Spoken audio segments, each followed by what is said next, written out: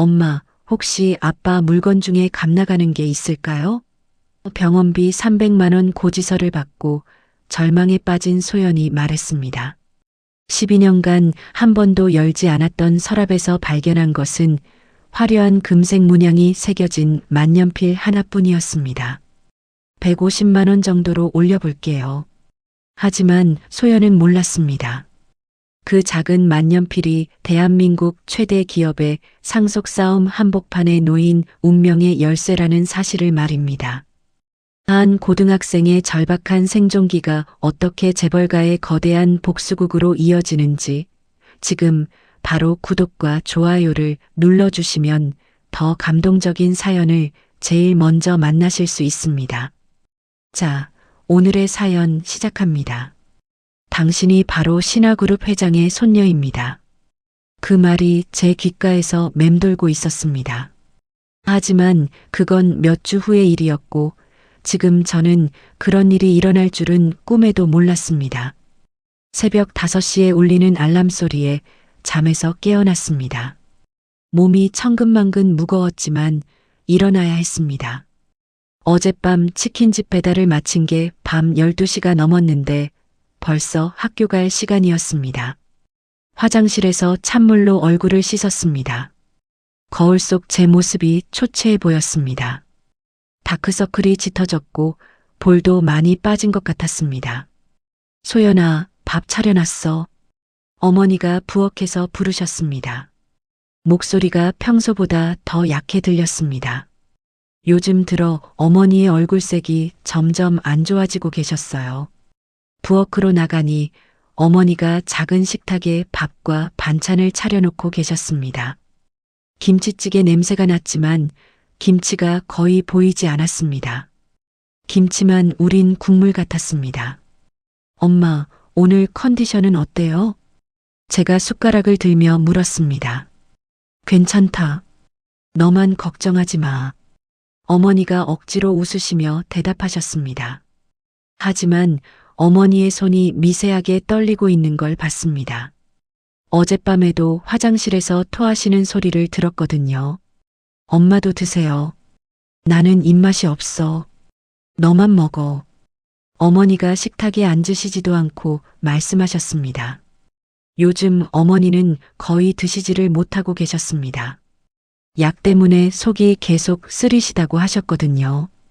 밥을 후루룩 먹고 학교로 향했습니다. 가방에는 교과서와 함께 카페 유니폼이 들어 있었습니다. 오늘도 수업 끝나자마자 바로 아르바이트를 해야 했습니다. 학교에서는 집중이 잘 안 됐습니다. 머릿속으로는 계속 돈 계산을 하고 있었습니다. 카페 아르바이트로 하루에 4만 원, 저녁 치킨집 배달로 3만 원, 한 달이면 대략 200만 원 정도였습니다. 하지만 어머니 치료비는 매달 250만 원이 넘었습니다. 부족한 돈은 그동안 집에 있던 물건들을 팔아서 충당해 왔습니다. 수업이 끝나자마자 카페로 향했습니다. 사장님이 제 얼굴을 보더니 걱정스러운 표정을 지으셨습니다. 소연아, 너무 무리하지 마. 얼굴이 많이 상했어. 괜찮아요. 열심히 할게요.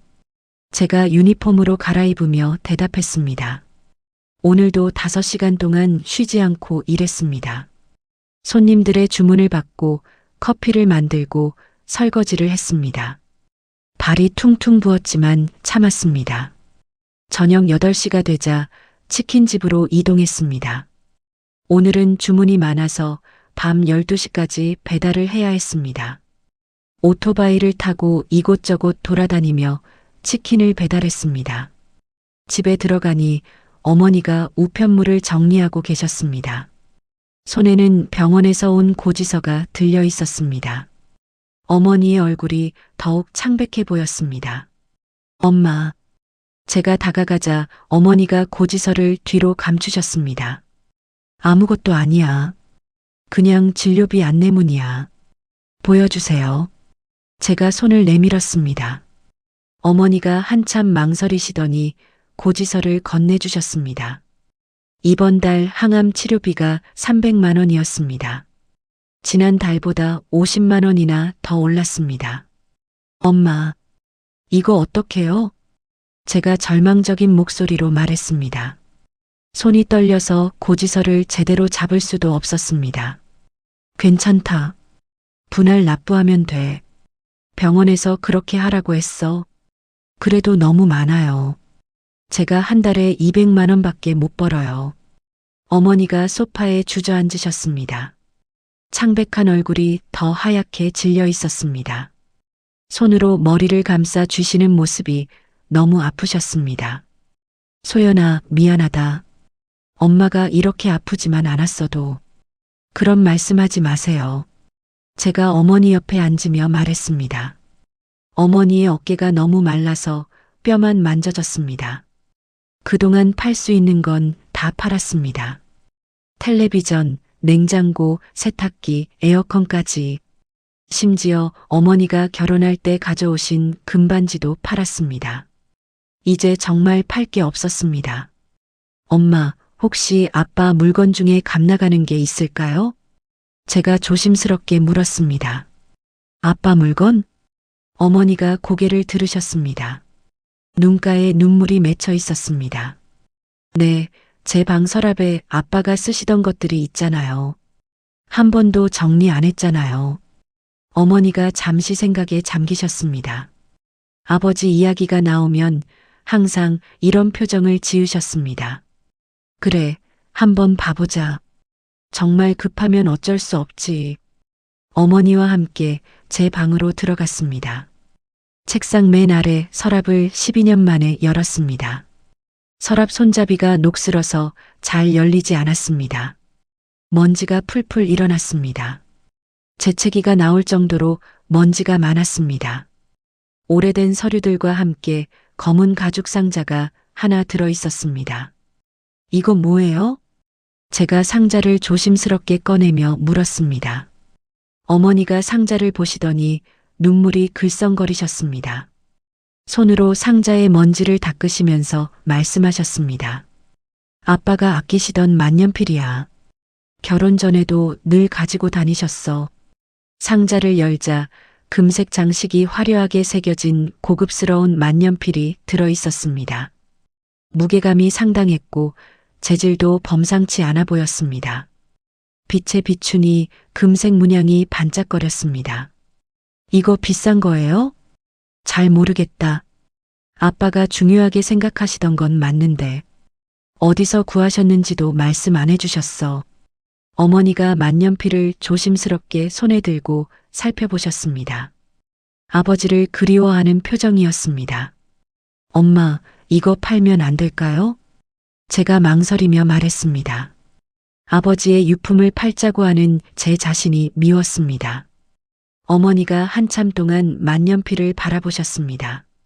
손가락으로 금색 문양을 따라 쓰다듬으셨습니다. 아빠도 이해하실 거야.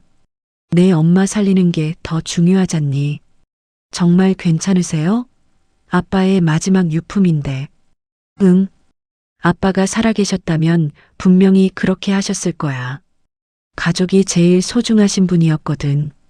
어머니가 제 손을 꼭 잡으셨습니다. 어머니 손이 너무 차가웠습니다. 핸드폰으로 비슷한 만년필들을 검색해 봤습니다. 고급 브랜드 만년필들이 생각보다 비싸다는 걸 알 수 있었습니다. 몇십만 원에서 몇백만 원까지 다양했습니다. 150만 원 정도로 올려볼게요. 그래. 조심해서 해. 요즘 사기꾼들이 많다던데. 어머니가 걱정스러운 표정으로 말씀하셨습니다. 중고거래 앱을 열고 판매 글을 작성했습니다. 만년필을 여러 각도에서 사진을 찍어 올렸습니다. 금색 문양이 잘 보이도록 조명을 맞춰서 찍었습니다. 아버지 유품 고급 만년필 판매합니다. 12년간 보관. 상태 매우 양호. 직거래 선호. 설명도 자세히 적었습니다. 글을 올리고 나니 마음이 복잡했습니다. 아버지의 마지막 유품을 팔아야 한다는 게 마음 아팠습니다. 엄마, 아빠가 화내지 않을까요? 제가 불안한 마음에 물었습니다. 아니야. 아빠는 가족이 제일 소중한 사람이었어. 분명히 이해하실 거야. 어머니가 제 머리를 쓰다듬으셨습니다. 어머니 손에서 약 냄새가 났습니다. 몇 시간 후 핸드폰을 확인했습니다. 조회수가 평소 올렸던 다른 물건들보다 훨씬 높았습니다. 댓글도 벌써 10개가 넘게 달려 있었습니다. 실물 확인 가능한가요? 200만 원에 바로 거래 가능합니다. 직접 만나서 보고 싶습니다. 정말 아버님 유품이 맞나요? 엄마 생각보다 관심이 많아요. 제가 핸드폰 화면을 보여드렸습니다. 정말? 그럼 아빠 물건이 꽤 값나가는 모양이네. 어머니도 놀라신 표정이었습니다. 그때 핸드폰이 울렸습니다. 화면에 모르는 번호가 떴습니다. 심장이 두근거렸습니다. 여보세요? 안녕하세요. 중고거래 앱에 올리신 만년필 때문에 전화드렸습니다. 남자 목소리였습니다. 나이는 50대 정도로 들렸고 말투가 정중했습니다. 아, 네. 말씀하세요. 실물을 직접 확인해 볼 수 있을까요? 내일 시간 되시면 만나 뵙고 싶습니다. 제가 어머니를 바라봤습니다. 어머니가 조심스럽게 고개를 끄덕이셨습니다. 가격은 얼마나 생각하고 계세요? 제가 조심스럽게 물었습니다. 일단 실물을 보고 나서 말씀드리겠습니다. 다만 제가 제시할 가격은 앱에 올리신 가격보다 훨씬 높을 겁니다. 심장이 빠르게 뛰기 시작했습니다. 150만 원보다 훨씬 높다는 게 얼마나 높다는 걸까요? 혹시 얼마 정도인지 미리 알 수 있을까요? 글쎄요. 200만 원은 넘을 것 같습니다. 정확한 건 실물을 보고 나서요. 어머니가 제 옆에서 눈을 크게 뜨셨습니다. 200만 원이라니 이번 달 치료비의 3분의 2가 해결될 수 있었습니다. 그럼 내일 오후 3시에 시내 카페에서 뵐까요? 안전한 곳이 좋겠어요. 좋습니다. 스타벅스 시청점 어떠세요? 사람도 많고 안전할 거예요. 네, 그렇게 하겠습니다. 위치를 문자로 보내드릴게요. 전화를 끊고 어머니와 마주 봤습니다. 둘 다 흥분해서 말이 나오지 않았습니다. 엄마, 200만 원이면. 응, 이번 달은 어떻게 해결될 것 같아? 어머니가 기뻐하시면서도 걱정스러운 표정이셨습니다. 그런데 이상하지 않아요? 왜 이렇게 비싸게 주려고 할까요? 글쎄다. 진짜 값진 물건인가 보지. 조심해서 만나보자. 그날 밤 어머니와 함께 만년필을 다시 자세히 살펴봤습니다. 금색 장식과 정교한 문양이 정말 고급스러워 보였습니다. 무게도 상당해서 진짜 금이 들어간 것 같았습니다. 아빠가 이런 비싼 물건을 어디서 구하셨을까요? 제가 궁금해하며 말했습니다. 잘 모르겠어. 결혼하기 전부터 가지고 계셨는데 별 말씀 안 하셨거든. 어머니가 아련한 표정으로 대답하셨습니다. 잠자리에 들기 전에 만년필을 다시 상자에 넣었습니다. 내일이면 이 작은 물건 하나로 어머니의 치료비를 해결할 수 있을지도 모른다는 생각에 가슴이 설렜습니다. 하지만 동시에 불안했습니다. 너무 좋은 조건이라 혹시 사기는 아닐까 하는 걱정도 들었습니다. 그런데 그때는 정말 몰랐습니다. 이 작은 만년필이 단순히 돈의 문제가 아니라 제 인생을 완전히 바꿔놓을 열쇠라는 걸 말입니다. 그때 저는 몰랐습니다. 제가 중고거래 앱에 올린 만년필 사진을 누군가 숨죽이며 찾고 있었다는 걸 말입니다. 그 사람은 골동품 중개상 종수였습니다. 나중에야 알게 된 일이지만 종수는 그날 아침부터 컴퓨터 앞에서 새로 고친 버튼을 누르고 있었습니다. 오늘도 없군. 종수가 한숨을 쉬며 중고거래 앱 화면을 내려봤습니다. 벌써 3개월째 같은 일을 반복하고 있었습니다. 매일 아침 9시부터 밤 11시까지 각종 중고거래 사이트를 뒤지는 일이었습니다. 3개월 전 종수는 신화그룹 내부 관계자로부터 놀라운 정보를 입수했습니다. 김태준 회장과 둘째 아들 김상호가 특별한 만년필을 찾고 있다는 소식이었습니다. 종수 형, 이거 대박 정보야. 그날 밤 조용한 술집에서 신화그룹 홍보팀 과장 이정민이 술잔을 기울이며 말했습니다. 무슨 만년필이 그렇게 중요해? 종수가 궁금해하며 물었습니다. 창업주가 큰아들에게 물려준 가보래. 금으로 만든 특별한 문양이 새겨져 있고 무게도 상당하다고 해. 이정민이 주위를 둘러보며 목소리를 낮췄습니다. 그게 왜 중요한데? 유언장 열쇠래. 그 만년필이 있어야 진짜 상속자를 인정한다는 거야. 종수의 눈이 반짝거렸습니다. 신화그룹 같은 대기업 상속 문제라면 돈이 될 만한 일이었습니다. 찾아내는 사람한테 사례금도 준다던데? 얼마나? 최소 1억은 될 거야. 그날부터 종수의 사냥이 시작됐습니다. 이정민에게서 받은 만년필 특징을 메모장에 적어놨습니다. 금색용 문양, 무게 150g 이상, 검은색 가죽 상자. 종수는 전국의 골동품점을 돌아다니며 수소문했습니다. 하지만 3개월 동안 나타난 건 가짜들 뿐이었습니다. 이것도 가짜네. 어제도 대구에서 올라온 만년필을 확인했지만 실망만 했습니다. 금도금이 아니라 그냥 도색이었고 무게도 너무 가벼웠습니다. 그런데 오늘 오후 3시경이었습니다. 종수가 중고거래 앱을 새로 고침했을 때 새로운 게시글이 하나 올라와 있었습니다. 아버지 유품 고급 만년필 판매합니다. 종수가 사진을 클릭하자 심장이 뛰기 시작했습니다. 금색 문양이 화려하게 새겨진 만년필이 보였습니다. 그동안 봤던 가짜들과는 차원이 다른 물건이었습니다. 이거다. 종수가 의자에서 벌떡 일어났습니다. 사진을 확대해서 보니 용 문양이 정교하게 새겨져 있었습니다. 검은 가죽 상자도 고급스러워 보였습니다. 판매자 정보를 확인했습니다. 아이디는 SOYEON318이었고 지역은 지방 소도시였습니다. 가격은 150만 원으로 책정되어 있었습니다. 150만 원? 이런 물건이? 종수가 웃음을 터뜨렸습니다.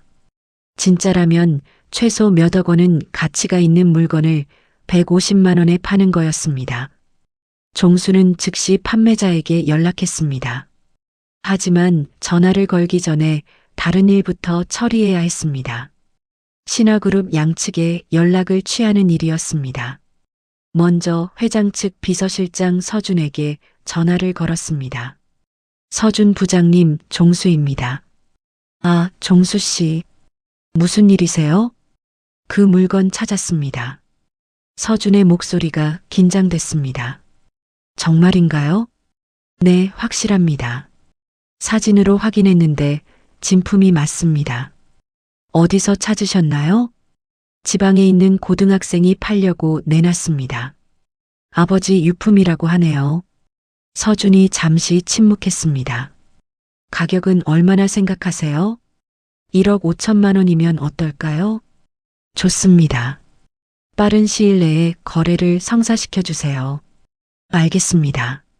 전화를 끊고 종수는 김상호 측근에게도 연락했습니다. 김상호의 비서 박철민이 전화를 받았습니다. 박 비서님, 종수입니다. 종수 씨. 소식 있어요? 찾았습니다. 그 만년필 말이에요. 박철민의 목소리가 흥분됐습니다. 진짜요? 어디서요? 지방 도시에 있습니다. 고등학생이 팔려고 하네요.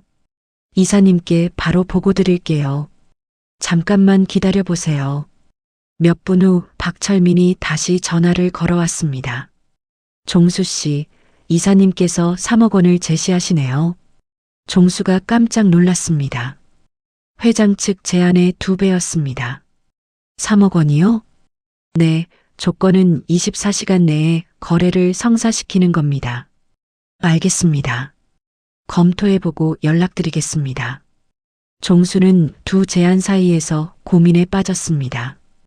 돈만 생각하면 김상호 쪽이 훨씬 좋았습니다. 하지만 문제가 있었습니다. 김상호와 관련된 소문들이었습니다. 2년 전 신화그룹 계열사 전무가 의문의 추락사를 당했던 사건이 생각났습니다. 당시 업계에서는 김상호가 관련됐다는 소문이 돌았었습니다. 돈은 좋지만 목숨이 더 중요하지. 종수가 혼잣말을 했습니다. 그동안 김상호의 성격에 대한 이야기들을 많이 들었습니다. 목적을 위해서는 수단과 방법을 가리지 않는다는 평판이었습니다. 특히 자신에게 반대하는 사람들에게는 무자비했다는 소문도 있었습니다. 반면 김태준 회장은 원칙을 중시하는 사람으로 알려져 있었습니다. 비록 돈은 적지만 안전하게 거래할 수 있을 것 같았습니다. 안전이 최우선이야. 종수가 결심을 굳혔습니다. 회장 측과 거래하기로 마음을 정했습니다. 서준에게 전화를 걸어 거래 의사를 밝혔습니다. 부장님, 회장님 쪽과 거래하겠습니다. 고맙습니다. 언제 만날 수 있을까요? 내일쯤 가능할 것 같습니다. 판매자와 약속을 잡아야 해서요. 알겠습니다. 조심해서 진행해 주세요. 이제 판매자에게 연락할 차례였습니다. 종수는 신중하게 전화번호를 눌렀습니다. 여보세요? 어린 여자 목소리였습니다. 고등학생이라던 말이 맞는 것 같았습니다. 안녕하세요. 중고거래 앱에 올리신 만년필 때문에 전화드렸습니다. 아, 네. 말씀하세요. 실물을 직접 확인해 볼 수 있을까요? 내일 시간 되시면 만나 뵙고 싶습니다. 소연의 목소리가 조심스러웠습니다. 일단 실물을 보고 나서 가격을 말씀드리겠습니다. 다만 제가 제시할 가격은 앱에 올리신 가격보다 훨씬 높을 겁니다. 정말요? 소연의 목소리에 기대감이 섞여 있었습니다. 네, 200만 원은 넘을 것 같습니다.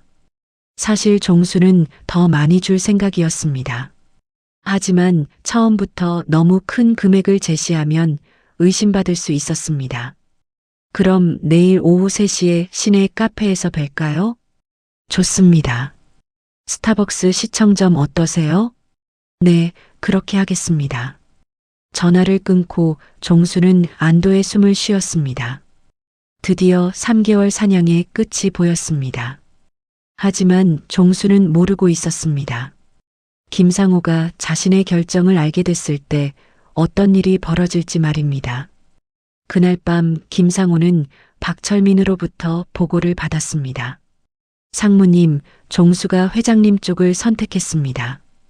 김상호의 얼굴이 차갑게 굳었습니다. 그래, 나를 배신하는군. 어떻게 하시겠습니까?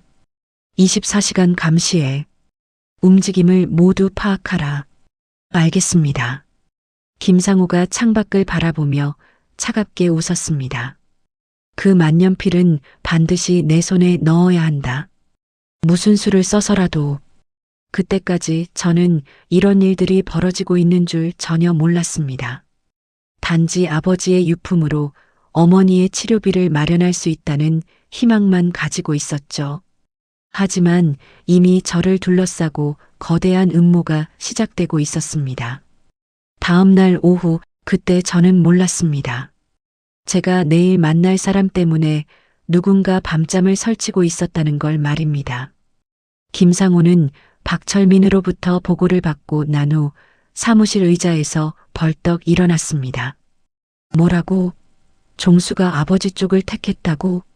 목소리에 분노가 섞여 나왔습니다. 3억 원이라는 거액을 제시했는데도 거절당했다는 사실이 믿어지지 않았습니다. 네, 상무님. 확실한 정보입니다. 박철민이 긴장한 목소리로 답했습니다. 감히 나를 배신하는군. 김상호가 주먹으로 책상을 내리쳤습니다. 펜꽂이가 바닥에 떨어져 굴렀습니다. 어떻게 하시겠습니까? 당장 3팀을 동원해서 종수를 24시간 감시하라. 화장실 갈 때도 따라붙어.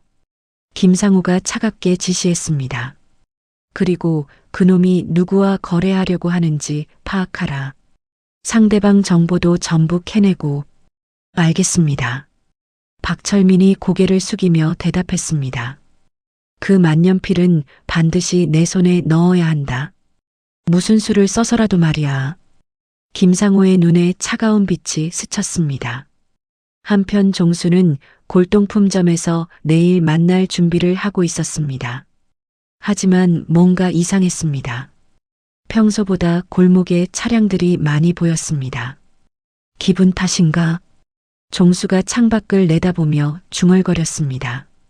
검은색 승용차가 한 대 계속 서 있었습니다. 아침부터 같은 자리에 있던 차였습니다. 오후 2시쯤이었습니다. 종수가 점심을 먹으러 밖으로 나갔습니다. 평소 가던 국밥집까지 걸어가는데 뒤에서 발소리가 들렸습니다. 뒤돌아보니 선글라스를 낀 남자가 스마트폰을 보며 걷고 있었습니다. 종수가 속도를 높이자 그 남자도 따라서 빨라졌습니다. 설마. 종수의 등에 식은땀이 흘렀습니다. 국밥집에 들어가서 창가 자리에 앉았습니다. 밖을 보니 선글라스 남자가 길 건너편 커피숍에 들어가는 게 보였습니다. 완전히 감시당하고 있군. 종수가 떨리는 손으로 핸드폰을 꺼냈습니다. 서준에게 전화를 걸었습니다. 부장님, 종수입니다. 큰일 났습니다. 무슨 일이세요?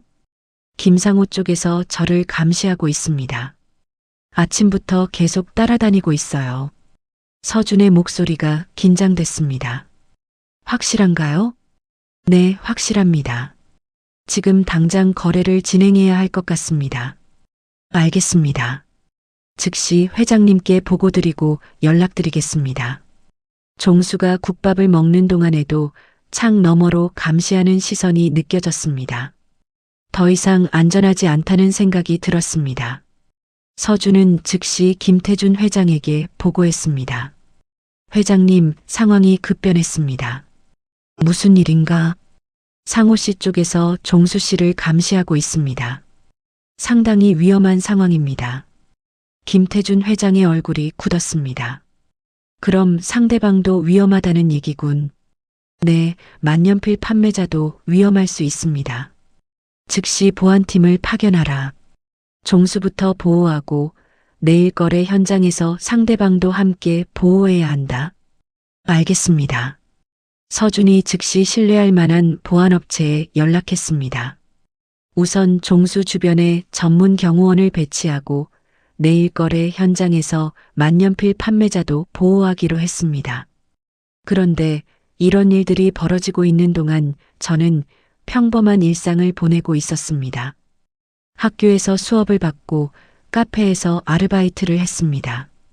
소연아, 오늘 좀 밝아 보이네. 카페 사장님이 말씀하셨습니다. 네, 좋은 일이 있을 것 같아서요. 제가 웃으며 대답했습니다. 내일 만년필을 팔면 어머니 치료비 걱정이 줄어들 거라는 생각에 기분이 좋았습니다. 저녁에는 치킨집에서 배달을 했습니다. 오토바이를 타고 이곳저곳 돌아다니며 평소처럼 일을 했습니다. 내일의 희망을 품고 열심히 일했죠. 집에 들어가니 어머니가 소파에 앉아 계셨습니다. 얼굴색이 어제보다 조금 나아 보였습니다. 엄마, 오늘은 어때요? 응, 좀 낫다. 내일 만날 사람 연락 왔니? 네, 3시에 스타벅스에서 만나기로 했어요. 혼자 가면 안 돼. 엄마도 같이 갈게. 괜찮으세요? 몸이 안 좋으신데. 아니야. 이런 건 조심해야 해. 어머니가 걱정스러운 표정으로 말씀하셨습니다. 한편 김상호는 박철민에게 추가 지시를 내렸습니다. 종수가 누구와 만나는지 반드시 파악하라. 어떻게 하시겠습니까? 따라가서 확인하는 거야. 상대방이 누군지, 어떤 물건을 가져왔는지 모든 걸 보고하라. 알겠습니다. 그리고 필요하면 직접 개입할 준비도 해도. 김상호가 차갑게 명령했습니다. 그날 밤 김상호는 직접 종수의 골동품점 주변을 둘러봤습니다. 박철민과 함께 검은색 승용차를 타고 나타났습니다. 여기가 종수 가게군. 김상우가 창밖을 내다보며 말했습니다. 네, 2층에 살고 있습니다. 내일 거래를 방해할 방법을 생각해 봐야겠어. 어떻게 하시겠습니까? 일단 현장에서 직접 확인하자. 상대방을 파악한 다음에 계획을 세우는 거야. 김상우가 차갑게 웃었습니다. 종수를 계속 미행해서 내일 거래 장소까지 따라가라. 상대방이 누군지 확인하는 게 우선이야. 박철민이 고개를 끄덕였습니다. 한편 서준이 파견한 보안팀은 종수의 골동품점 주변에 은밀하게 배치됐습니다. 하지만 이런 일들이 벌어지고 있다는 걸 저희는 전혀 모르고 있었습니다. 내일 조심히 다녀와야지. 저는 잠들기 전에 만년필을 다시 한번 확인했습니다. 상자에 고이 담긴 만년필이 금색으로 반짝거렸습니다. 엄마, 정말 괜찮을까요? 제가 불안한 마음에 물었습니다. 응, 사람 많은 곳에서 만나니까 괜찮을 거야. 어머니가 제 손을 꼭 잡으셨습니다. 하지만 그때는 정말 몰랐습니다. 이 작은 물건 하나 때문에 얼마나 많은 사람들이 움직이고 있는지 말입니다. 그리고 내일 만날 사람이 단순한 수집가가 아니라 거대한 음모의 한가운데 있다는 것도 몰랐습니다. 어머니도 제 옆방에서 잠들어 계셨습니다. 내일이면 치료비 걱정이 줄어들 거라는 희망을 안고 말입니다. 하지만 우리가 모르는 사이에 위험은 점점 가까워지고 있었습니다. 김상호의 사람들이 종수를 감시하며 내일의 거래를 막을 계획을 세우고 있었습니다. 내일 아침이면 모든 게 시작될 예정이었습니다. 평범한 만년필 거래라고 생각했던 일이 제 인생을 송두리째 바꿀 거대한 사건의 시작이라는 걸 그때는 정말 몰랐습니다. 김상호는 창밖의 어둠을 바라보며 마지막 지시를 내렸습니다. 내일이 마지막 기회야. 그 만년필을 놓치면 안 된다. 그의 목소리에는 절대 물러설 수 없다는 의지가 담겨 있었습니다. 다음 날 오후 저는 그날이 제 인생에서 가장 중요한 날이 될 줄 몰랐습니다. 단순히 아버지의 유품을 팔아서 어머니 치료비를 마련하려던 계획이 완전히 다른 이야기로 바뀔 줄은 꿈에도 몰랐죠. 오후 2시쯤 집을 나가려고 준비하고 있었습니다. 어머니와 함께 갈 예정이었는데 갑자기 어머니의 컨디션이 나빠지셨습니다. 엄마, 괜찮으세요? 어머니가 소파에 앉아 계시는데 얼굴이 더욱 창백해 보였습니다. 손으로 이마를 짚고 계셨습니다. 어지러워서 그래. 오늘은 못 갈 것 같아. 그럼 저도 다음에 가요. 제가 가방을 내려놓으며 말했습니다. 안 돼. 약속했는데 어떡해. 혼자서라도 가야지. 어머니가 걱정스러운 표정으로 말씀하셨습니다. 혼자 가도 괜찮을까요? 사람 많은 곳이니까 괜찮을 거야. 조심해서 다녀와. 어머니가 제 손을 꼭 잡으셨습니다. 만년필 꼭 챙기고 이상하면 바로 나와. 네, 알겠어요. 만년필이 든 가방을 메고 집을 나섰습니다. 혼자 가는 게 조금 불안했지만 어쩔 수 없었습니다. 버스를 타고 시내로 향했습니다. 창밖 풍경을 보면서 내일부터 달라질 저희 생활을 생각했습니다. 스타벅스 시청점에 도착했습니다. 사람들이 많아서 안전할 것 같았습니다. 만년필이 든 가방을 꼭 안고 들어갔습니다. 약속 시간보다 조금 일찍 도착해서 자리에 앉아 기다렸습니다. 심장이 두근거렸습니다. 그때 중년 남자 한 분이 저에게 다가왔습니다. 50대 정도로 보이는 분이었고 정장을 깔끔하게 차려입고 계셨습니다. 혹시 소연 씨인가요? 그분이 정중하게 물었습니다. 네, 맞습니다. 제가 일어서며 대답했습니다. 저는 종수입니다. 전화로 연락드린 사람이에요. 종수 씨가 주위를 둘러보며 말했습니다. 어머님은 안 오셨나요? 네, 몸이 좀 안 좋으셔서. 아, 그렇군요. 걱정 마세요. 자리에 앉아서 종수 씨가 만년필을 확인했습니다. 상자를 열자마자 종수 씨의 표정이 완전히 달라졌습니다. 이거 정말 대단한 물건이네요. 종수 씨가 만년필을 조심스럽게 들어보며 말했습니다. 얼마나 값어치가 있을까요? 제가 기대에 찬 목소리로 물었습니다. 이건 제가 직접 판단하기 어려운 물건입니다. 전문가의 도움이 필요해요. 종수 씨가 심각한 표정으로 말했습니다. 그때 또 다른 남자분이 저희 테이블로 다가왔습니다. 40대 정도로 보이는 분이었는데 정장 차림이 매우 고급스러워 보였습니다.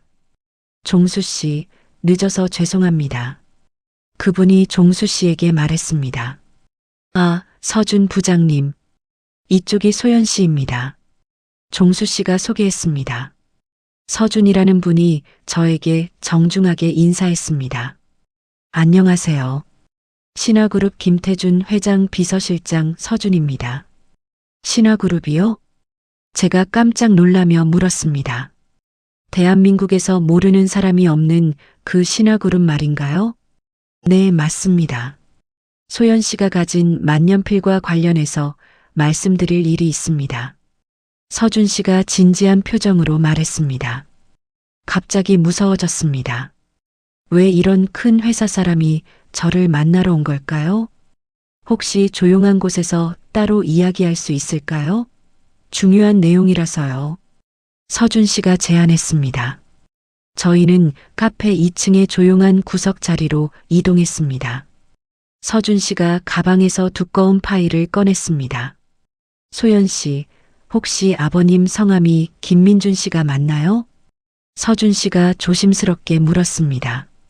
네, 맞습니다. 제가 놀라며 대답했습니다. 어떻게 아버지 이름을 아시는 걸까요? 그리고 12년 전 교통사고로 돌아가셨다고 하셨죠? 네, 맞아요. 그런데 어떻게? 서준 씨가 파일을 열어서 사진 한 장을 꺼냈습니다. 젊은 시절 아버지의 사진이었습니다. 이분이 소연 씨 아버님이신가요? 제가 사진을 보니 분명히 아버지였습니다. 하지만 어떻게 이런 사진이 있는 걸까요? 맞아요. 우리 아버지세요. 소연 씨, 아버님이 어떤 분이셨는지 알고 계세요? 제가 고개를 저었습니다. 잘 모르겠어요. 제가 6살 때 돌아가셔서 엄마도 자세히 말씀 안 해주셨어요. 서준 씨가 또 다른 서류들을 꺼냈습니다. 가족관계 증명서, 출생신고서, 심지어 아버지의 어린 시절 사진들까지 있었습니다. 소연 씨 아버님은 신화그룹 창업주 김태준 회장의 큰아들이셨습니다. 뭐라고요? 제가 소리를 질렀습니다. 그 말은 소연 씨가 김태준 회장의 친손녀라는 뜻입니다. 세상이 돌아가는 것 같았습니다. 제가 재벌가의 손녀라고요? 그럴 리가 없었습니다. 아니에요. 뭔가 잘못된 거예요. 제가 고개를 저으며 말했습니다. 저희는 가난한 집안이에요. 아버지도 평범한 회사원이셨고 이 모든 자료가 그 사실을 증명합니다. 소연 씨는 분명히 김태준 회장의 손녀가 맞습니다. 그럼 엄마는 왜 말씀을 안 하신 거죠? 제가 당황해서 물었습니다. 아마 소연 씨를 보호하기 위해서였을 겁니다. 서준 씨의 표정이 더욱 심각해졌습니다. 김민준 씨의 교통사고는 자연사가 아니었습니다. 누군가에 의해 조작된 사건이었어요. 조작이라고요? 제가 믿을 수 없다는 표정으로 물었습니다.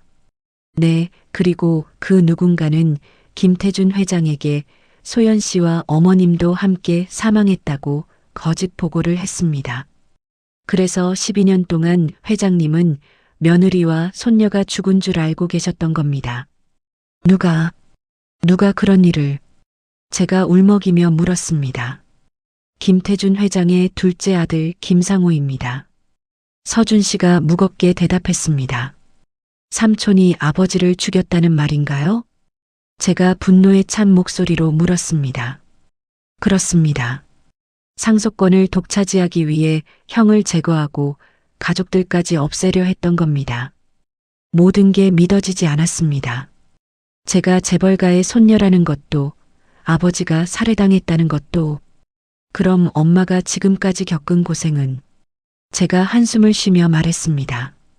모두 김상우 때문이었습니다. 정말 죄송합니다.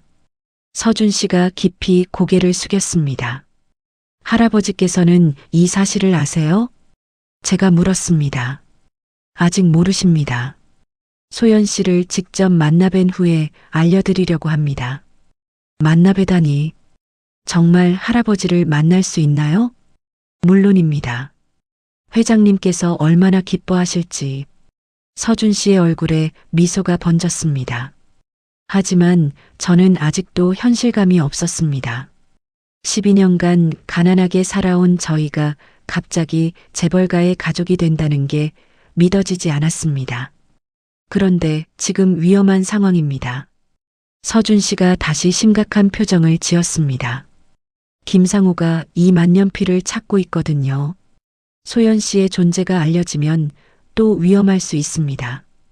그제서야 오늘 일의 심각성을 깨달았습니다. 단순한 만년필 거래가 아니라 생명이 걸린 문제였던 겁니다. 그럼 어떻게 해야 하나요? 제가 불안한 마음으로 물었습니다. 일단 회장님을 만나 뵙고 상황을 정리해야 합니다. 저희가 보호해드리겠습니다. 엄마에게는 어떻게 말하죠? 엄마도 이 사실을 모르시는 건 아니겠죠? 제가 걱정스럽게 물었습니다. 어머님은 모든 걸 알고 계실 겁니다. 단지 소연 씨를 보호하기 위해 숨겨오신 거죠. 그날 오후 저는 평범한 고등학생에서 재벌가의 상속자가 됐습니다. 하지만 기쁘기보다는 두려웠습니다. 앞으로 어떤 일들이 벌어질지 전혀 예상할 수 없었거든요. 집에 돌아가서 어머니에게 이 모든 이야기를 해드려야 했습니다. 그리고 12년간 숨겨오신 진실에 대해서도 물어봐야 했고요. 3일 후, 그 3일은 제 인생에서 가장 혼란스러운 시간이었습니다. 집에 돌아가서 어머니와 긴 대화를 나눴고 드디어 12년간 숨겨진 모든 진실을 알게 됐습니다. 어머니는 처음에는 말씀을 꺼려 하셨지만 결국 모든 걸 털어놓으셨습니다. 아버지가 신화그룹 창업주의 큰아들이었다는 것, 결혼을 반대하던 할아버지 때문에 집을 나온 것, 그리고 아버지 사고 후 연락이 완전히 끊어진 것까지 말입니다. 소연아, 미안해. 너를 지키려고 그랬던 거야. 어머니가 눈물을 흘리시며 말씀하셨습니다. 이해해요, 엄마. 정말 힘드셨을 텐데. 저도 울면서 어머니를 꼭 안아드렸습니다.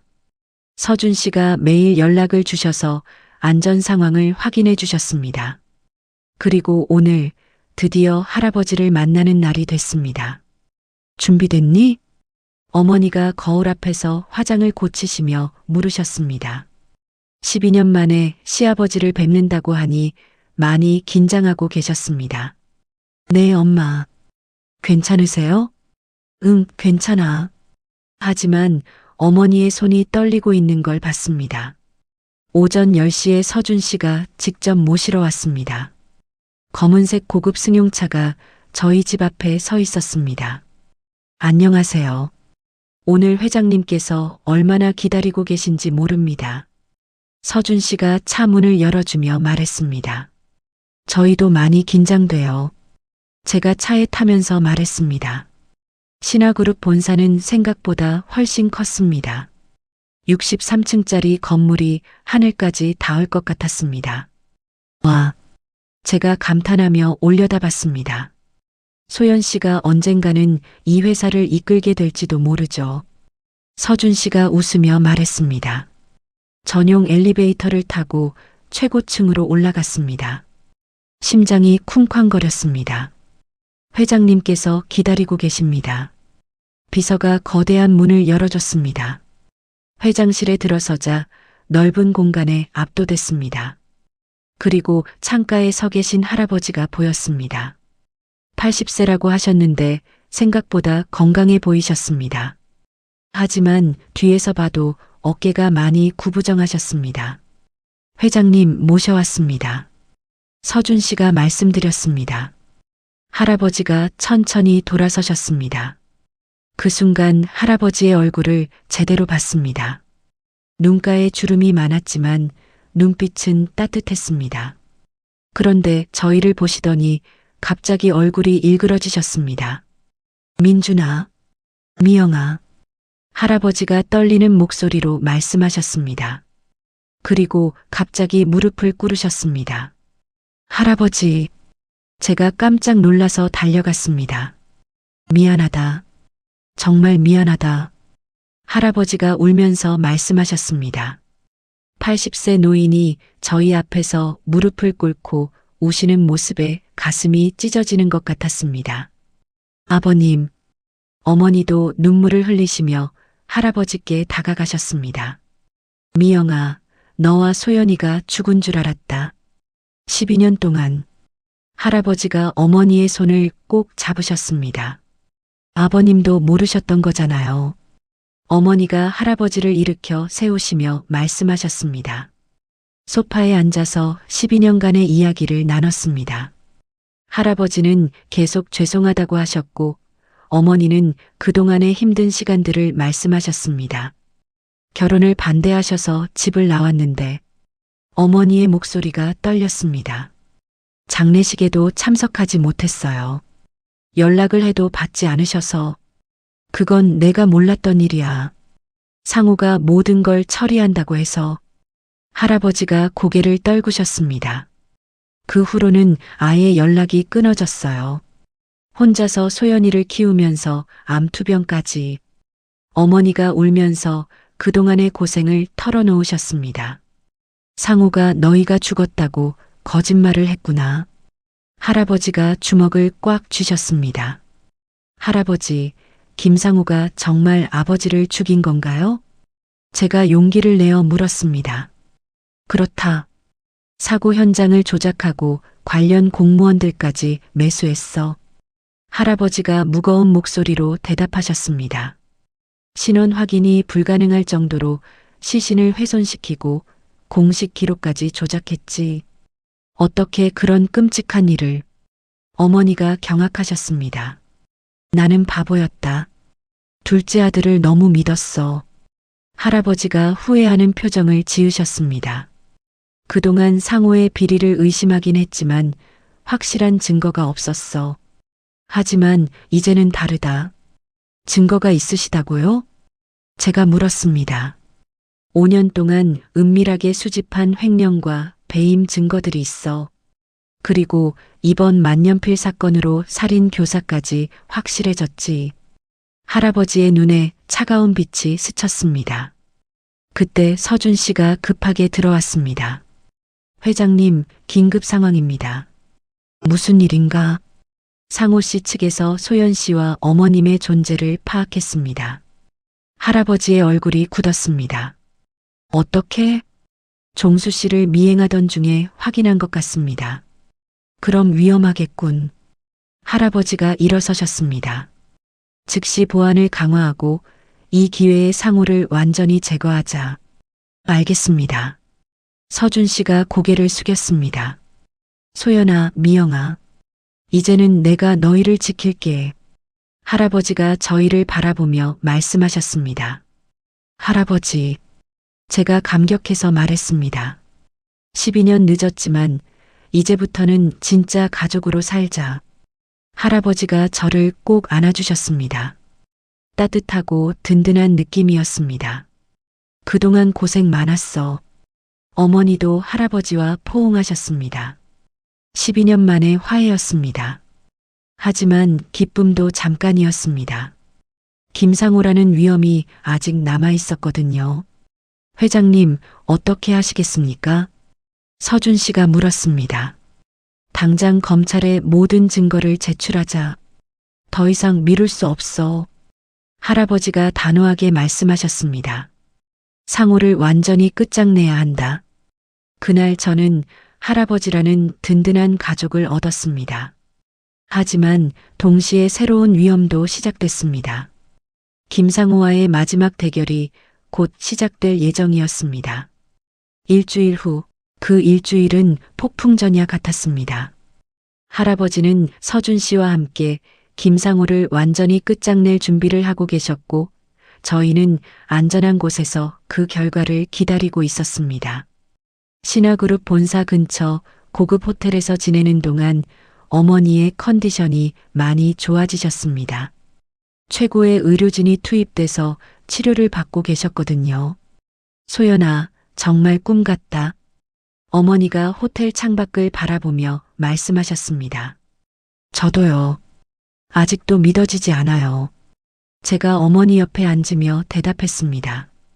그때 서준 씨가 방문을 두드렸습니다. 들어오세요. 제가 문을 열어드렸습니다. 회장님께서 오늘 모든 걸 시작하신다고 하십니다.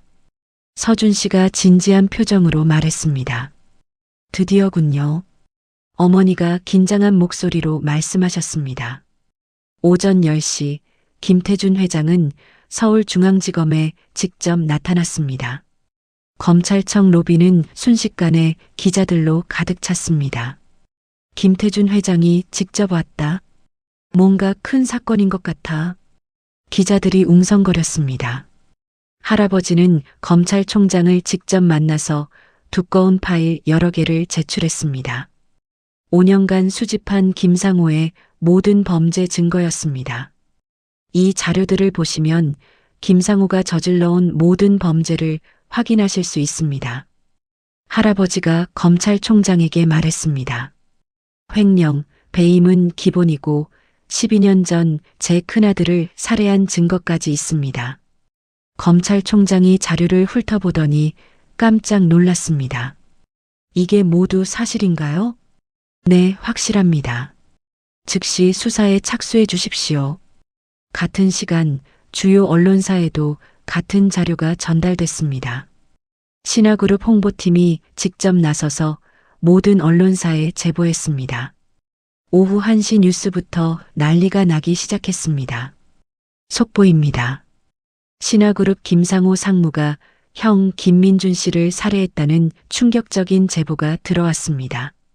김상호 상무는 12년간 회사 자금을 횡령하고 각종 비리를 저질러온 것으로 드러났습니다. 저희가 호텔에서 뉴스를 보고 있을 때였습니다. 진짜 시작됐구나. 어머니가 텔레비전을 보며 말씀하셨습니다. 한편 김상호는 자신의 사무실에서 뉴스를 보고 있었습니다. 얼굴이 새하얗게 질려 있었습니다. 상무님, 어떻게 하시겠습니까? 박철민이 떨리는 목소리로 물었습니다. 이런 젠장. 김상호가 리모컨을 집어던졌습니다. 당장 아버지께 가자. 이건 오해라고 해야 해. 김상호가 급하게 일어났습니다. 오후 3시 김상호가 아버지 회장실로 찾아왔습니다. 평소와 달리 얼굴이 창백하고 식은땀을 흘리고 있었습니다. 아버지, 김상호가 회장실 문을 박차고 들어왔습니다. 김태준 회장은 의자에 앉아 차갑게 그를 바라봤습니다. 왜 왔냐? 아버지, 이 모든 게 오해입니다. 제가 언제 형을 죽였다고 김상호가 다급하게 말했습니다. 오해? 할아버지가 냉소하며 일어났습니다. 그럼 이것도 오해란 말이냐? 할아버지가 책상 위의 서류를 김상호에게 던졌습니다. 12년 전 사고 현장 조작 증거, 관련 공무원 매수 내역, 그리고 너의 지시 녹음 파일까지 다 있다. 김상호가 서류를 보더니 다리에 힘이 빠져 주저앉았습니다. 아버지, 저는, 그리고 이것도 봐라. 할아버지가 또 다른 파일을 열었습니다. 5년간 너가 횡령한 돈이 500억 원이다. 증거도 다 있어. 아버지, 제가 잘못했습니다. 용서해 주세요. 김상호가 무릎을 꿇고 빌었습니다. 용서? 할아버지의 목소리가 차갑게 변했습니다. 내 형을 죽이고 며느리와 손녀까지 죽였다고 거짓말한 너를 용서하라고? 저는 저는 어쩔 수 없었습니다. 어쩔 수 없었다고? 할아버지가 주먹을 꽉 쥐었습니다. 내 형이 살아있으면 네가 회사를 물려받을 수 없으니까 죽인 거 아니냐? 김상우가 아무 말도 할 수 없었습니다. 모든 게 탄로난 상황에서 더 이상 변명할 게 없었습니다. 너는 내 아들이 아니다. 악마다. 할아버지가 등을 돌리며 말했습니다. 김상우가 절망적인 표정으로 일어났습니다. 그리고 갑자기 눈빛이 변했습니다. 그럼 끝까지 가봅시다. 김상우가 위협적인 목소리로 말했습니다. 뭐라고? 그 소연이란 애와 미영이를 내가 직접 처리하겠습니다. 김상우가 핸드폰을 꺼냈습니다. 박철민, 계획을 실행해. 하지만 핸드폰 너머로 들려온 건 박철민의 목소리가 아니었습니다. 김상우 씨, 경찰입니다. 뭐? 박철민과 당신 부하들은 모두 체포됐습니다. 김상우가 경악했습니다. 그때 회장실 문이 열리고 경찰들이 들어왔습니다. 김상우 씨, 살인교사와 횡령 혐의로 체포합니다. 당신에게는 변호인을 선임할 권리가 있고, 경찰이 수갑을 채우며 말했습니다. 안 돼. 이럴 수는 없어. 김상우가 발버둥 쳤지만 소용없었습니다. 아버지, 제발. 김상우가 끌려나가면서 소리쳤습니다. 하지만 할아버지는 창밖을 바라볼 뿐 돌아보지도 않았습니다. 드디어 끝났구나. 할아버지가 중얼거렸습니다. 저녁 뉴스는 온통 김상우 체포 소식이었습니다. 신화그룹 김상우 상무가 오늘 오후 경찰에 체포됐습니다. 김상우 씨는 12년 전 형 김민준 씨를 살해하고 회사 자금 500억 원을 횡령한 혐의를 받고 있습니다. 호텔에서 뉴스를 보던 저희는 안도의 한숨을 쉬었습니다. 정말 끝난 거죠? 제가 어머니에게 물었습니다. 응, 이제 끝났어. 어머니가 제 손을 꼭 잡으셨습니다. 다음 날 아침 더 충격적인 뉴스가 나왔습니다. 김상우 씨가 저질러온 범죄의 전모가 밝혀지면서 신화그룹 내부가 발칵 뒤집혔습니다. 특히 12년 전 죽은 줄 알았던 김민준 씨의 가족들이 살아있다는 사실이 알려져 더욱 충격을 주고 있습니다. 제게도 난리가 났습니다. 신화그룹 같은 대기업에서 이런 일이 벌어졌다는 게 믿어지지 않았던 겁니다. 일주일 후 할아버지는 공식 기자회견을 열었습니다. 신화그룹 본사 대강당에 전국의 기자들이 모였습니다. 저희도 함께 참석했습니다. 제가 처음으로 공개적인 자리에 나서는 순간이었습니다. 여러분, 오늘 중요한 발표를 하겠습니다. 할아버지가 연단에 섰습니다. 먼저 김상우의 범죄로 인해 신화그룹에 실망하신 국민 여러분께 깊이 사과드립니다. 할아버지가 깊이 고개를 숙였습니다. 그리고 오늘 제 며느리와 손녀를 다시 가족으로 맞이한다는 소식을 전하고 싶습니다. 기자들이 웅성거렸습니다. 이쪽이 제 큰아들 김민준의 딸 김소연입니다. 할아버지가 저를 소개했습니다. 앞으로 소연이가 신화그룹의 정식 후계자로서 새로운 신화를 만들어 나갈 것입니다. 플래시가 터지고 기자들이 질문을 쏟아냈습니다. 소연 씨, 기분이 어떠세요? 제가 마이크 앞에 섰습니다. 12년간 힘들게 살아온 경험을 바탕으로 더 많은 사람들을 도울 수 있는 회사를 만들겠습니다. 제가 떨리는 목소리로 말했습니다. 그날 저는 정말로 신화그룹의 후계자가 됐습니다. 하지만 끝이 아니라 새로운 시작이었습니다. 2달 후, 그 2달은 제 인생에서 가장 바쁘고 동시에 행복한 시간이었습니다. 김상우가 완전히 사라진 후 저희의 새로운 삶이 본격적으로 시작됐거든요. 강남의 최고급 펜트하우스 창가에서 아침 햇살을 받으며 일어났습니다. 12년간 살았던 원룸과는 차원이 다른 공간이었지만 아직도 적응하기 어려웠습니다. 소연아, 아침 먹어야지. 어머니가 식당에서 부르셨습니다. 목소리에 생기가 넘쳤습니다. 2개월 전과는 완전히 다른 모습이셨어요. 식당으로 나가니 어머니가 아침을 차려놓고 계셨습니다. 예전처럼 김치찌개 국물이 아니라 정말 푸짐한 아침상이었습니다. 엄마, 얼굴색이 정말 좋아졌어요. 제가 어머니를 바라보며 말했습니다. 응, 나도 놀랄 정도야. 의사 선생님이 암세포가 많이 줄어들었다고 하시더라. 어머니가 환하게 웃으시며 말씀하셨습니다. 서울대학교 병원에서 국내 최고의 암 전문의들이 어머니 치료에 매달려 주셨습니다. 최신 면역 치료와 표적 치료를 동시에 받으시면서 몸무게도 많이 늘어나셨어요. 오늘은 대학교 가는 날이지? 네, 오후에는 회사 교육도 받아야 해요.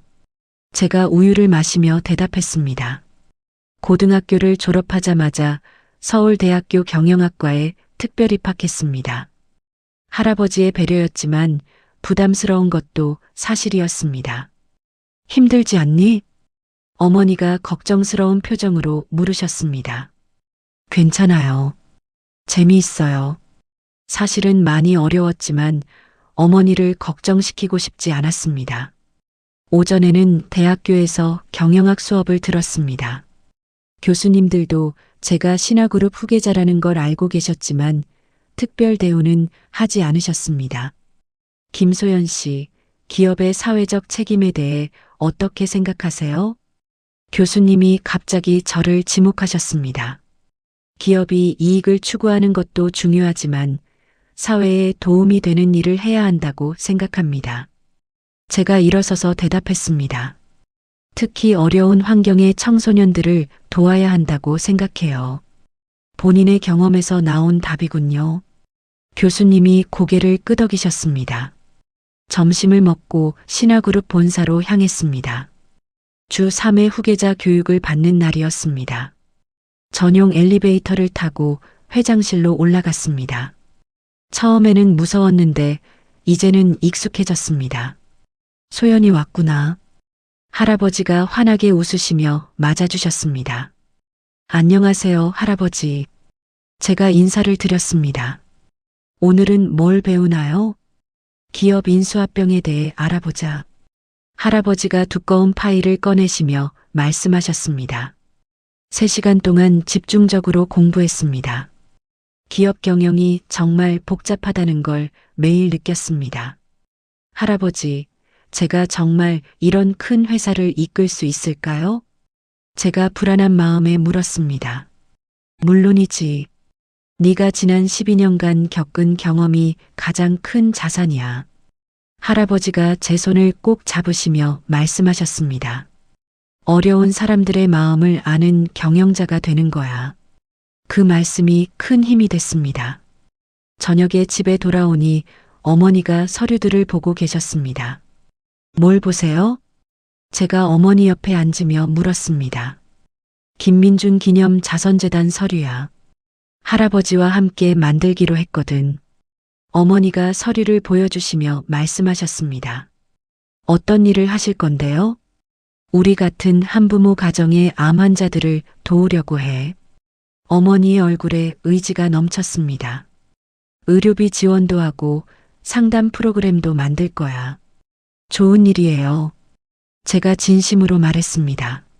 나도 뭔가 도움이 되고 싶어요. 너는 내일이 있잖니. 어머니가 웃으시며 말씀하셨습니다. 다음 주에 할아버지와 중요한 회의가 있었습니다. 제가 제안한 프로젝트에 대해 논의하는 자리였습니다. 청소년 자립 지원센터를 만들고 싶습니다. 제가 회의실에서 발표했습니다. 임원들이 모두 저를 주목했습니다. 어려운 환경의 고등학생들에게 장학금과 아르바이트 기회를 제공하는 거예요. 구체적인 계획이 있나요? 한 임원이 물었습니다. 전국 주요 도시에 센터를 만들고 매년 1,000명씩 지원할 계획입니다. 제가 준비한 자료를 보여드렸습니다. 예산은 어느 정도 생각하고 계신가요? 1년에 100억 원 정도면 될 것 같습니다. 임원들이 웅성거렸습니다. 적지 않은 금액이었거든요. 이유가 뭔가요? 또 다른 임원이 물었습니다. 제가 직접 경험했거든요. 제가 솔직하게 말했습니다. 아르바이트 하면서 학업을 병행하는 게 얼마나 힘든지 알아요. 그런 아이들이 꿈을 포기하지 않게 도와주고 싶습니다. 회의실이 조용해졌습니다. 좋은 제안이네요. 할아버지가 웃으시며 말씀하셨습니다. 승인하겠습니다. 정말요? 제가 깜짝 놀라며 물었습니다. 기업의 사회적 책임이기도 하고 소연이의 첫 프로젝트니까. 그날 저는 정말 기뻤습니다. 제 아이디어가 실제로 많은 사람들을 도울 수 있게 된 거였거든요. 집에 돌아가서 어머니에게 소식을 전해드렸습니다. 정말 대단하다, 우리 딸. 어머니가 저를 꼭 안아주셨습니다. 내 아버지도 정말 자랑스러워 하실 거야. 엄마도 자선재단으로 열심히 하시잖아요.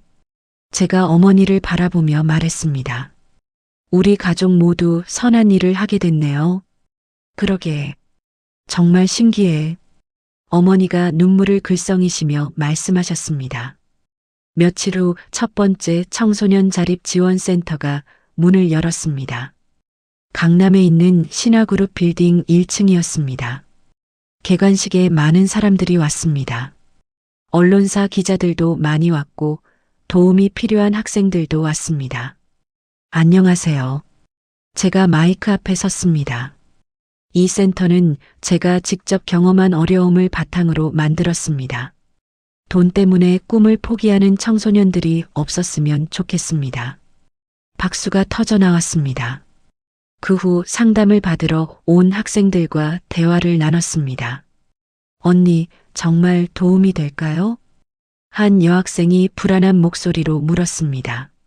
물론이지. 나도 너와 똑같은 상황이었거든. 제가 그 학생의 손을 꼭 잡으며 말했습니다. 포기하지 마. 반드시 길이 있어. 그 학생이 눈물을 흘리며 고개를 끄덕였습니다. 그날 밤 할아버지가 저를 부르셨습니다. 소연아, 정말 자랑스럽다. 감사해요, 할아버지. 내 아버지 닮았어. 따뜻한 마음을 가진 사람이야. 할아버지가 저를 바라보며 말씀하셨습니다. 이제 진짜 신화그룹의 후계자가 된 것 같아. 그 순간 정말 뿌듯했습니다.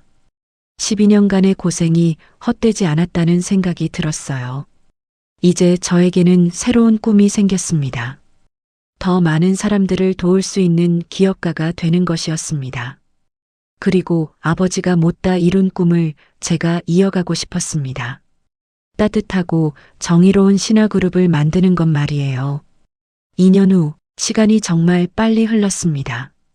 그 2년은 제 인생에서 가장 의미 있는 시간이었고 진정한 가족의 사랑이 무엇인지 깨달을 수 있었던 소중한 시간이었습니다. 오늘은 아버지의 14주기 기일이었습니다. 새벽부터 마음이 숙연해졌습니다. 강남 펜트하우스 거실에서 어머니와 할아버지가 제사 준비를 하고 계셨습니다. 예전과는 완전히 달라진 모습의 어머니를 보니 정말 감개무량했습니다. 소연아, 이리 와서 도와줘. 어머니가 제사상을 차리시며 부르셨습니다. 얼굴에 혈색이 완전히 돌아오셨고 몸무게도 많이 늘어나셨습니다. 엄마, 정말 건강해 보이세요.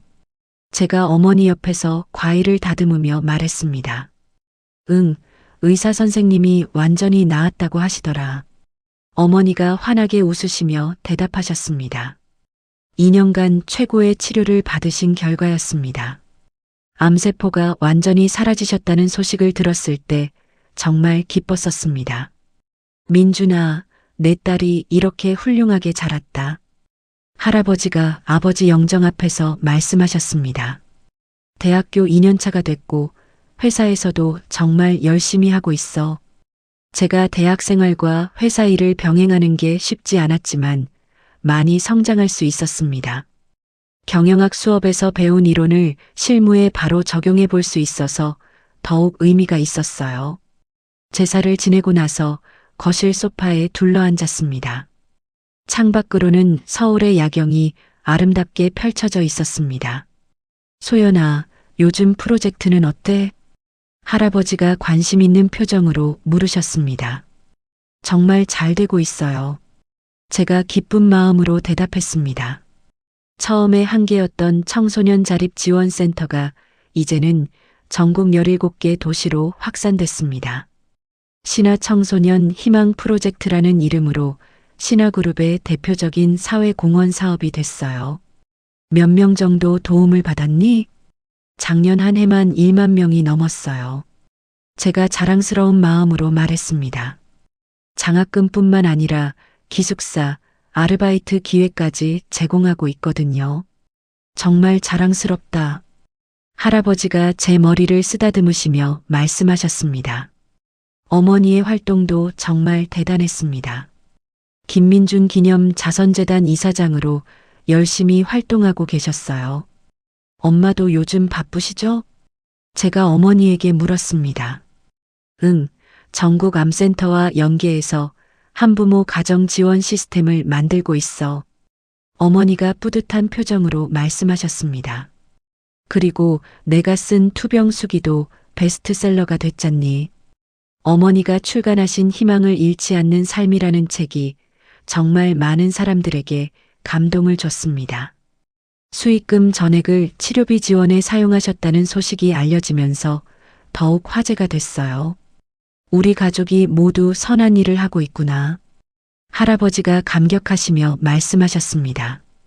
그러고 보니 정말 신기했습니다. 2년 전까지만 해도 생존 자체가 힘들었던 저희가 이제는 다른 사람들을 도울 수 있게 됐으니까요. 며칠 후 회사에서 중요한 회의가 있었습니다.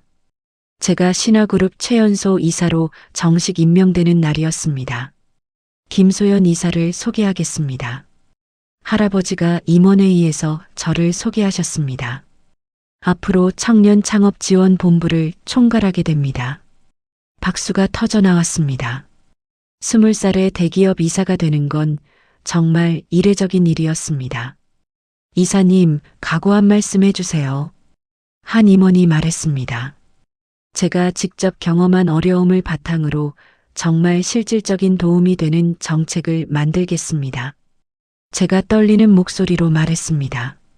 청년들이 꿈을 포기하지 않는 세상을 만들고 싶습니다. 그 후 몇 주간 정말 바쁜 시간을 보냈습니다. 청년 창업 지원을 위한 새로운 시스템을 구축하느라 밤낮으로 일했어요. 창업 자금 지원, 멘토링 프로그램, 사무공간 제공까지 종합적인 지원 체계를 만들었습니다. 제가 아르바이트 하면서 느꼈던 어려움들을 해결할 수 있는 현실적인 방법들이었어요. 소연 씨의 정책이 업계에서 큰 주목을 받고 있습니다. 서준 씨가 보고서를 보여주시며 말했습니다. 다른 대기업들도 벤치마킹 하려고 한다네요. 정말 뿌듯했습니다. 제 작은 아이디어가 사회 전체에 긍정적인 영향을 미치고 있다니요. 그런데 가장 기쁜 일은 따로 있었습니다. 할아버지의 80세 생일이 다가온 것이었어요. 할아버지, 생일 파티 어떻게 할까요? 제가 할아버지에게 물었습니다. 그냥 우리 가족끼리 조용히 하자. 할아버지가 웃으시며 대답하셨습니다. 너희들과 함께 있는 것만으로도 충분해. 할아버지 생일날 저녁 펜트하우스에서 소박한 가족 만찬을 열었습니다. 촛불을 켠 생일 케이크와 함께 따뜻한 분위기였습니다. 할아버지, 생일 축하드려요. 제가 할아버지께 꽃다발을 드리며 말했습니다. 고맙다, 우리 소연아. 할아버지가 눈물을 글썽이시며 받으셨습니다. 80년을 살면서 이렇게 행복한 적은 없었어. 할아버지가 저희를 바라보며 말씀하셨습니다. 악한 아들 대신 선량한 손녀를 얻었으니 오히려 감사하지. 할아버지, 제가 감동해서 말했습니다. 2년 전 그 만년필 덕분에 우리가 만날 수 있었잖아요. 그러게, 정말 신기한 일이야. 어머니가 옆에서 말씀하셨습니다. 할아버지가 갑자기 자리에서 일어나시더니 서재로 들어가셨습니다. 그리고 작은 상자를 들고 오셨어요. 이건 너의 아버지가 어릴 때 아끼던 물건이야. 할아버지가 상자를 열어 보여주셨습니다. 안에는 작은 시계가 들어 있었습니다. 아버지 것이었나요? 제가 놀라며 물었습니다. 응, 고등학교 졸업할 때 내가 선물해줬지. 할아버지가 아련한 표정으로 말씀하셨습니다. 이제 네가 가져라. 내 아버지도 기뻐하실 거야. 제가 조심스럽게 시계를 받았습니다. 아버지의 온기가 느껴지는 것 같았어요. 감사해요, 할아버지. 그리고 이 말도 꼭 하고 싶었어. 할아버지가 진지한 표정으로 말씀하셨습니다. 소연아, 네가 정말 자랑스럽다. 12년간 고생한 경험이 헛되지 않았어. 그 경험이 너를 더 훌륭한 사람으로 만들었거든. 할아버지의 말씀에 눈물이 났습니다. 앞으로도 많은 사람들에게 희망을 주는 기업가가 되거라. 네, 할아버지. 꼭 그렇게 할게요. 제가 다짐하며 대답했습니다. 아버지가 남겨주신 만년필이 저희에게 가져다 준 기적을 절대 잊지 않을게요. 그날 밤 창가에 서서 밤하늘을 바라봤습니다. 별들이 반짝이는 모습이 아름다웠습니다. 아버지, 보고 계세요? 제가 하늘을 향해 작은 목소리로 말했습니다. 저희가 이렇게 행복하게 살고 있어요. 그리고 아버지가 못다 이루신 꿈을 제가 이어가고 있어요. 바람이 살랑 불어왔습니다. 아버지가 대답해 주시는 것 같았어요. 어머니가 뒤에서 다가오셨습니다. 뭘 하고 있니? 아버지께 인사드리고 있었어요. 그래, 아빠도 정말 자랑스러워 하실 거야. 어머니가 제 어깨에 손을 올리시며 말씀하셨습니다. 우리가 이렇게 행복하게 사는 걸 보시면서 말이야. 2년 전 그 추운 겨울날 만년필 하나로 시작된 이야기가 이렇게 따뜻한 결말을 맞을 줄은 정말 몰랐습니다. 절망적이었던 상황이 기적 같은 희망으로 바뀌고 가난했던 삶이 풍요로워졌을 뿐만 아니라 다른 사람들까지 도울 수 있게 됐으니까요. 하지만 가장 큰 변화는 진정한 가족을 찾았다는 것입니다. 12년간 잃어버렸던 할아버지와의 만남, 어머니의 완전한 회복, 그리고 아버지에 대한 진실까지 알게 됐으니까요. 이제 저에게는 새로운 꿈이 있습니다. 신화그룹을 세상에서 가장 따뜻하고 정의로운 회사로 만드는 것입니다. 그리고 저처럼 어려운 상황에 있는 모든 청년들에게 희망을 전해주는 것입니다. 포기하지 않으면 반드시 기적이 일어난다는 걸 보여주고 싶어요. 아버지가 남겨주신 만년필 하나가 저희 가족에게 가져다 준 운명적 만남에 감사하며 앞으로도 더 많은 사람들에게 희망을 전하는 기업가가 되겠습니다. 따뜻한 가족의 사랑 속에서 새로운 꿈을 향해 나아가는 저희의 이야기는 이제 막 시작된 것 같습니다. 소연의 이야기는 여기서 끝이 아닙니다. 12년간의 고난과 역경을 딛고 일어선 그녀는 이제 더 많은 사람들에게 희망의 손길을 내밀고 있습니다. 때로는 인생이 막막하고 절망스러울 수 있습니다.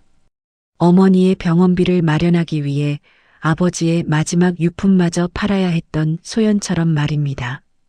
하지만 포기하지 않고 끝까지 버텨낸 사람에게는 반드시 기적이 찾아온다는 걸 이 이야기가 보여주고 있습니다.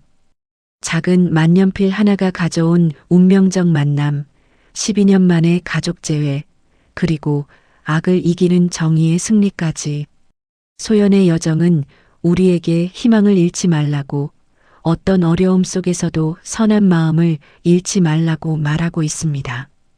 여러분도 지금 힘든 시간을 보내고 계신다면 소연처럼 포기하지 마세요. 분명히 더 밝은 내일이 기다리고 있을 테니까요. 지금 바로 구독과 좋아요를 눌러주시면 더 감동적인 사연을 제일 먼저 만나실 수 있습니다. 이야기를 끝까지 들어주신 분이 계시다면 잘 들었다고 댓글 하나만 남겨주세요. 감사합니다.